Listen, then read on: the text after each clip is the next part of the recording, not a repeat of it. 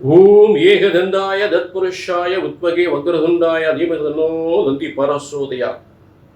Next gen நேர்கள் அனைவருக்குமே கோடான கோடி நமஸ்காரங்களை தெரிவித்துக் கொள்கிறேன். இது ஆடி மாதம். இது ஆடி மாதம் அற்புதமான ஒரு சிறந்த அம்பாளின் அனுகிரகத்தோடு இந்த மாதம் அனைவருக்கு சிறந்த யோகத்தை வழங்கக்கூடிய அற்புதமான மாதம். அதாவது உலகத்தில் உத்தராயண காலம், தட்சிணாயன காலம் என்று இரண்டு காலங்கள். சிவபெருமானுடைய உத்தராயண காலம் என்பது தை முதல் ஆணி வரை அவரது ஆட்சி. அதாவது உலகத்தில் அம்மையப்பனுடைய ஆட்சியில அப்பனுடைய ஆட்சி, சிவபெருமான ஆட்சி முடிந்து விட்டது.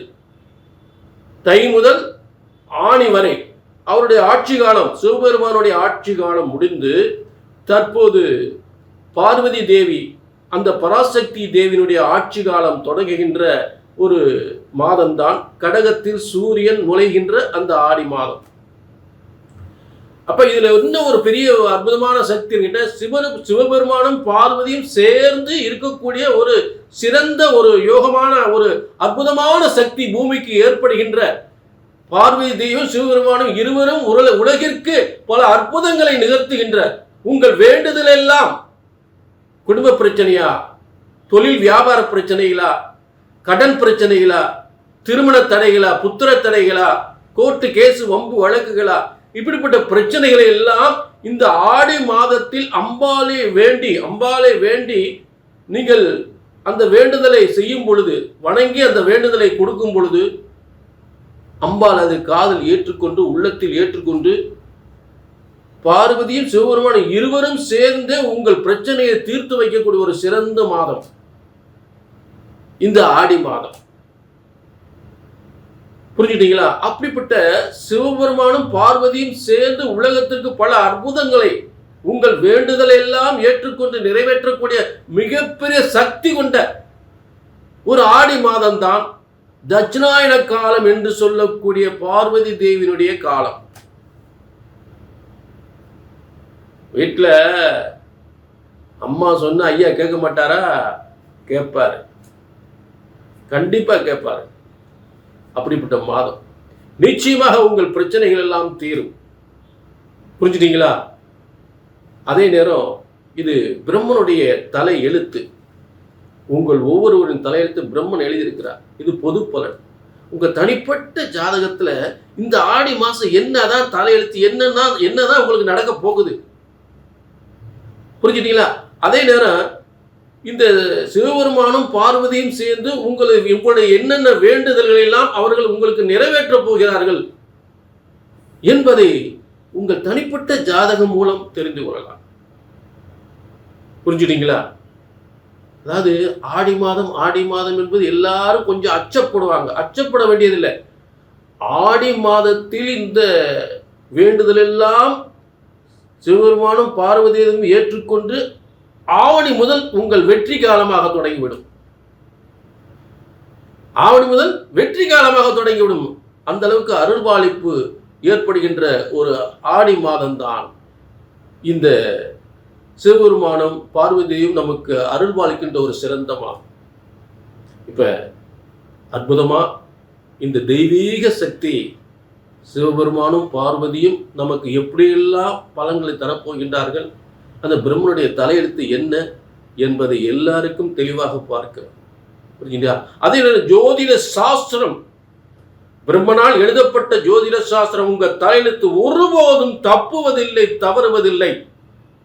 அதை கணித்து சொல்லக்கூடிய கடமை எங்களுக்கு இருக்கிறது. சரியாக கணித்தால் சரியாக நடக்கும், தவறாக கணித்தால் தவறாக நடக்கும். சரியா கணிச்சா சரியா நடக்கும், தப்பா கணிச்சா தப்பா நடக்கும். இதுதான் எனது உறுதியான தெளிவான உத்தரவாதமான வார்த்தை. நீங்க இதுல இருந்து உங்க குழப்பத்திலிருந்து தெளிவடையும்னா கீழே நம்பருக்கு நோட் பண்ணிட்டு ஒரு அப்பாயின்மெண்ட் வாங்கிக்கலாம். சரிங்களா? இப்ப எல்லாருக்குமே அம்பாளுடைய அனுகிரகத்தை பார்ப்போம். ஆடி மாதம் சிம்ம ராசி நேயர்களே, உங்களுக்கான ஆடி மாத பலன்கள். அதாவது சிம்மத்துக்கு ஒருவரும் எத்தனையோ விதமான போராட்டங்கள், எத்தனை விதமான போராட்டங்கள். இப்ப ராசிக்கு அதிபதி சூரியனாக மட்டும் 12ஆம் இடத்தில் குருவோடு சேர்ந்து இருக்கக்கூடிய நிலை. அப்ப இந்த உங்களுடைய மறைமுகமான திட்டம், அதாவது 12ஆம் இடம் என்பது மறைவு ஸ்தானம் பேர், அதுக்கு பேர். அதாவது 6, 8, 12 இதெல்லாம் மறைவு ஸ்தானம் சொல்லக்கூடியது. அப்ப மறைவு ஸ்தானம் மறைமுகமான திட்டங்களை போட்டுக்கிட்டே இருக்கிறீங்க ஏதாவது ஒரு முன்னுக்கு வர்றதுக்கு.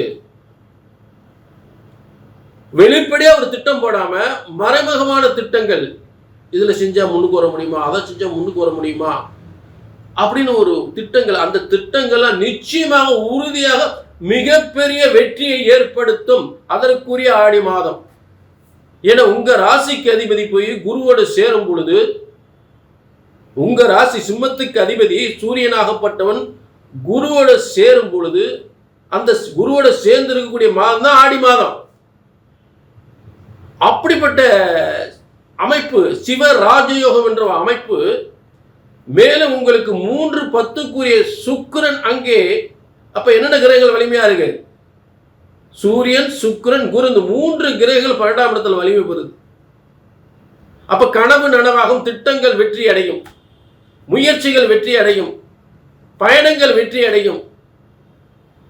தொழில் ரீதியாக வெளிநாட்டு பயணமோ, வெளியூர் பயணமோ, வெளிமாநில பயணமோ, அந்த பயணங்கள் அடிப்படையில் பல வெற்றிகளை பெறலாம்.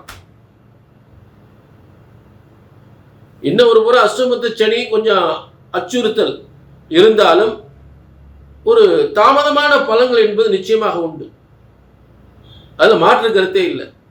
சிம்ம ராசிக்கு முழு தோல்வி என்று கண்டிப்பா சொல்லிவிட முடியாது. வெற்றி, மாபெரும் வெற்றி ஏற்படக்கூடிய ஒரு அதற்கான காரியம், அதற்கான தெய்வ அனுகிரகம், அம்பாளின் அனுகிரகம் ஏற்படுகின்ற ஒரு சிவராஜ யோகத்தில் கிரக அமைப்புகள் ஆடி மாதம் அமைந்திருக்கிறது. அதாவது எல்லா ஆடி மாதமும் இப்ப அமைப்பதில்லை. இந்த ஆடி மாதம் சிம்ம ராசிக்கு ஒரு ஆச்சரியப்பட யோகம் காத்து கொண்டிருக்கிறது. சிம்ம ராசியினுடைய திட்டங்கள்லாம் வெற்றி பெறக்கூடிய ஒரு சிறந்த மாதமாக உறுதியாக அமையும், மாற்று கருத்தே கிடையாது. இது எந்த அளவுக்கு தெளிவா தெரிஞ்சுக்கணும், பிரம்மன் அப்படி ஒரு தலையெழுத்து உங்க எழுதியிருக்காரு அப்படின்னா கீழே நம்பருக்கு நோட் பண்ணிக்கங்க, ஒரு அப்பாயின்மெண்ட் வாங்கிக்கலாம். சரிங்களா?